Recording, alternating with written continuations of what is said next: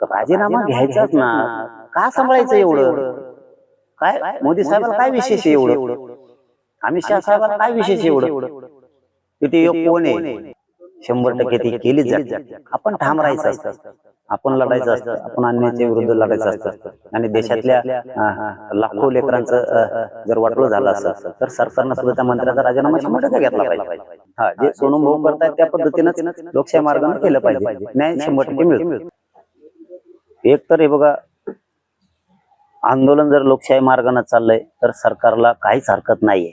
एक माणूस जवळ धरण्यापेक्षा मी 4-5 दिवसापूर्वी सुद्धा मीडियामध्ये हे सांगितलं की राजीनामा घ्यायचाच ना, का सांभाळायचं एवढं? काय मोदी साहेबाला काय विशेष आहे एवढं? अमित शहा साहेबाला काय विशेष आहे एवढं?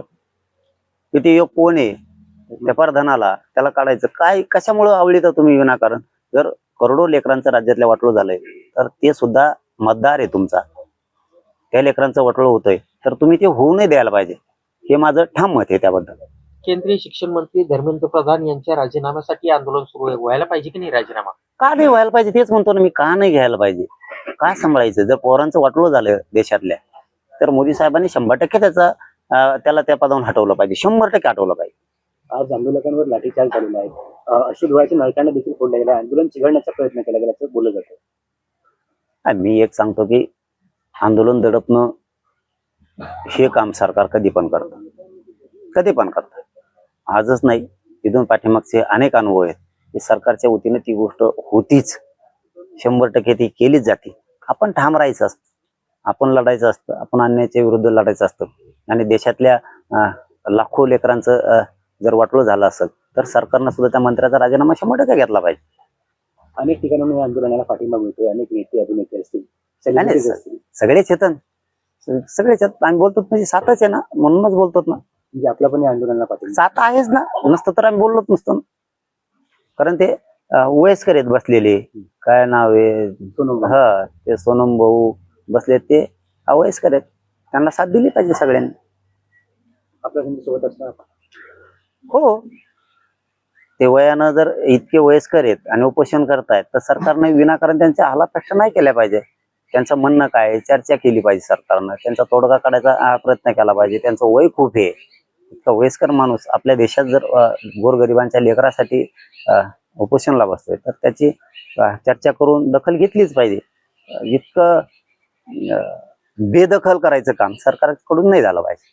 आंदोलकांनी आज संसदेवर जाण्याचं सांगितलं होतं. संसदेवर जाण्यापासून त्यांना रोखलं जात आहे, लाठीचार्ज होतोय, असं डोळ्याच्या नळकांडा फोडला जात आहे. म्हणजे त्यांना आंदोलन करू दिलं जात नाही. ते आंदोलन बंद पाडायचे ती भूमिकाच असते सरकारची. ते बंद करणार आपण ठाम असलं पाहिजे. दिल्लीमध्ये आज हजारो विद्यार्थी होते त्या आंदोलनात. तुफान लाठी हल्ला विद्यार्थ्यांवर झाला. दिल्ली पोलिसांनी आज लाठी हल्ला केला. नाही, ते चुकीचं आहे. सरकारनं ते चुकीचं केलं.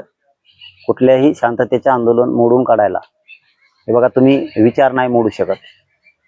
तुम्ही गोरगरिबांच्या लेकराचं हल्ले करून भविष्य नाही उद्ध्वस्त करू शकत. त्या वयस्कर सोनम भाऊंची मागणीच काय आहे की गोरगरिबांच्या लेकराला न्याय मिळाला पाहिजे. त्यांच्या पाठीशी लोक उभे राहणारच ना. तुम्ही सरकार आहेत म्हणून तुम्ही दडपशाही करून आंदोलन नाही मोडू शकत लोकशाहीतले.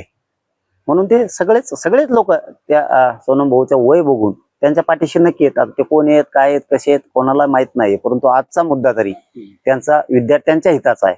त्यामुळं आज त्यांच्या सोबत लोक आहेत. भविष्यात हे आंदोलन आणखी उग्र होईल. आजच्या घटनेनंतर उग्रने न्याय नाही मिळणार. आम्ही सुद्धा आंदोलन करून येत, उग्रने न्याय नाही मिळणार. आपलं असंच लोकशाही मार्गानंच, जे सोनम भाऊ करतायत त्या पद्धतीनंच लोकशाही मार्गाने केलं पाहिजे. न्याय 100% मिळतो. महाराष्ट्रातील सर्व बातम्यांचे विश्वासार्ह व्यासपीठ, सकाळच्या सर्व सोशल मीडिया प्लॅटफॉर्मला लाईक, फॉलो आणि सबस्क्राईब करा. तसंच सर्व नोटिफिकेशनसाठी बेल आयकॉन प्रेस करायला विसरू नका.